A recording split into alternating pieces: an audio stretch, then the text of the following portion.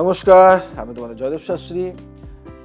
জ্যোতিষ ও ধর্মীয় দৃষ্টিকোণ থেকে বিভিন্ন ব্যাখ্যা রয়েছে। কিসের যেন এই প্রথা, কি প্রথা? আজকে যে আলোচনাটা করব, পৈতের ধর্মীয় ও আধ্যাত্মিক তাৎপর্য, পৈতের ভূমিকা কি, পৈতে ব্রাহ্মণ দেশদের জন্য একটি পবিত্রতা এবং আধ্যাত্মিকতার চিহ্ন হিসেবে বিবেচিত হয়।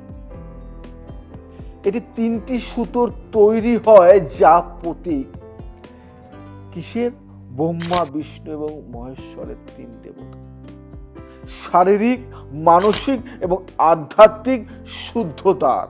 এটি জ্ঞান ও ধর্ম পালনের প্রতীক।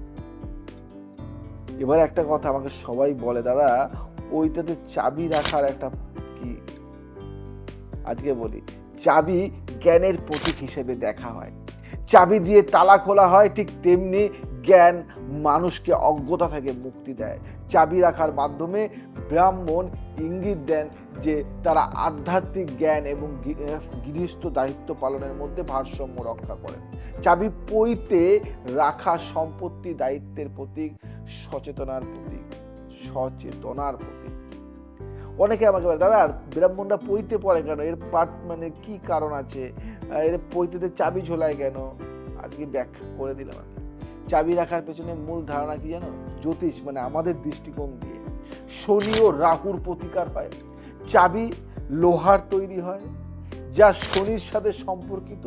শনি খারাপ প্রভাব, দরিদ্র, বাধা, শত্রুতা কমাতে চাবি ধারণ করা হয়।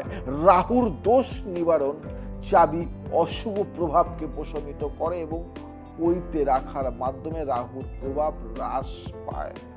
বাস্তুশাস্ত্র অনুসারে বলি, পৈতে চাবি রাখলে আর্থিক সমৃদ্ধি এবং গৃহের শান্তি বজায় থাকে বলে বিশ্বাস করা হয়। চাবি ঘরের সুরক্ষার প্রতীক, যা জীবনের নিরাপত্তা এবং স্থিতিশীলতার প্রতীক। আধ্যাত্মিক দৃষ্টিকোণ দিয়ে যদি আমি বিচার করি, চাবি পৈতে রাখার মাধ্যমে ব্রাহ্মণরা প্রতিজ্ঞা করেন যে তারা জ্ঞান ও ধর্ম আচরণের চাবি ধারণ করেছেন।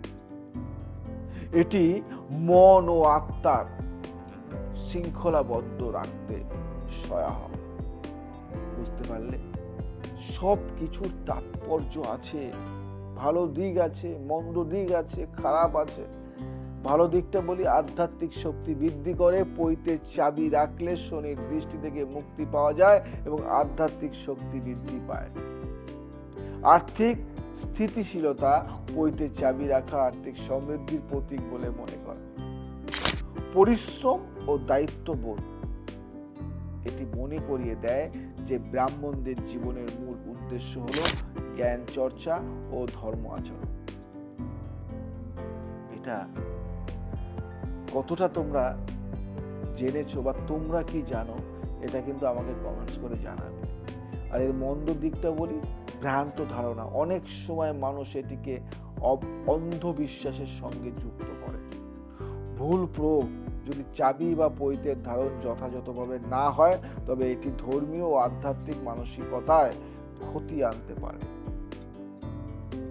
অহংবোধ, কিছু ব্যক্তি এটিকে আধ্যাত্মিকতার চেয়ে সামাজিক মর্যাদার প্রতীক হিসেবে দেখেন, যা এর মূল উদ্দেশ্যকে ব্যাহত করে।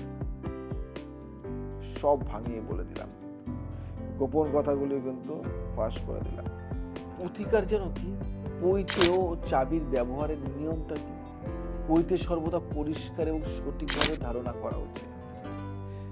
করা উচিত। চাবি লোহার তৈরি হলে এটি শনির প্রতীকে কার্যকারী হবে। পৈতে ধারণ করার সময় ধর্মীয় নিয়ম কানুন মেনে চলা জরুরি। এবার জ্যোতিষীর প্রতিকার কি? আমি বলি, শনির খারাপ প্রভাবও থাকতে পারে। চাবির ধারণ করুন এবং শনিবারে শনিদেবের পুজো করুন। শনির দোষ নিবারণের কালো তিল দান। আধ্যাত্মিক উন্নতি কি? পৈতে ধারণ করার সময় গায়ত্রী মন্ত্র বা কোনো পবিত্র মন্ত্র জপ করুন।